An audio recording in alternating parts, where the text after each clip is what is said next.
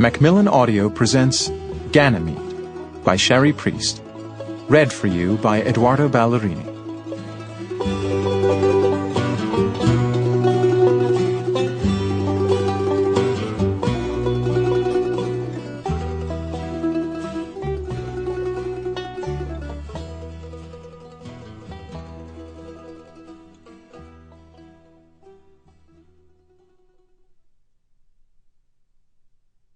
Nor must Uncle Sam's web feet be forgotten.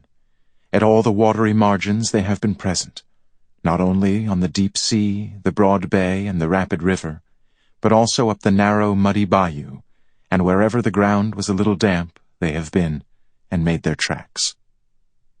Abraham Lincoln, from a letter to John Conkling, August 26, 1863. Chapter 1. Croghan Haney sends his regards, but he isn't up for hire, Josephine Early declared grimly as she crumpled the telegram in her fist. She flicked the wad of paper into the tiny round wastebin beside her desk and took a deep breath that came out in a hard sigh. "So we'll have to find another pilot, goddammit." "Ma'am, the air yard's full of pilots," her assistant, Marilyn Quantrill, replied. She leaned back in her seat and tapped her fingers on the chair's armrest. "Not pilots like him." "Haney. He's a colored fellow, isn't he? One of the Macon madmen?" "Yes, and he's the best flyer I know. But I can't blame him for turning us down. It's asking a lot for him to come so far south while he's still wanted, and we don't have the money to pay him what he's worth, much less compensate him for the extra danger." Marilyn nodded, disappointed but understanding. "It didn't hurt to ask." "No, and if it were me, I wouldn't take the job either." Josephine ceased her tapping and shifted her weight, further wedging her voluminous blue dress into the narrow confines of the worn mahogany chair's rigid arms. "But I sure was hoping he'd say yes. He's perfect for the job, and perfect doesn't come along every day. We won't find anyone half so perfect hanging around the air yard, I can tell you that much. We need a man with excellent flying skills, and absolutely no loyalty to the Republic or the Confederacy, and that, my dear, will be the trouble. Is there anyone else we could ask? Anyone farther afield?" "No one springs to mind," Josephine murmured. Marilyn pressed on.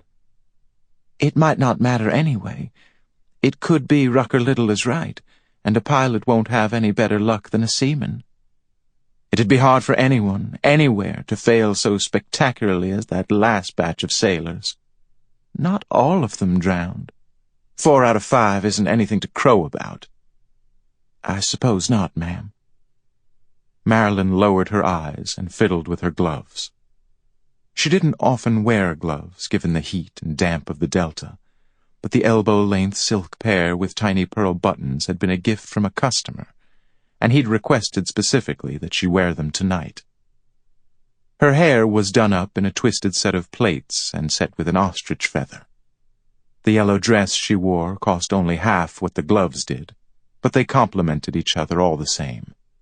Josephine vowed, "I'll find someone else, and I'll show Mr. Mumler that I'm right. They're going about that machine all wrong, I just know it. All I need is a pilot to prove it." "But you have to admit," the younger woman carefully ventured, "it sounds strange, wanting an airman for whatever it is there in the lake. Sometimes a strangely shaped problem requires a strangely shaped solution, dear. So here's what we'll do for now. Tomorrow afternoon, you take one of the other girls, Hazel or Ruthie maybe, and you go down to the air yard and keep your eyes open." "Open for what?" "Anyone who isn't Southern or Texian. Look for foreigners who stand out from the usual crowd. Ignore the English and the islanders. We don't want them. We want people who don't care about the war, and who aren't taking sides. Tradesmen, merchants, or pirates." "I don't know." Sample complete. Ready to continue?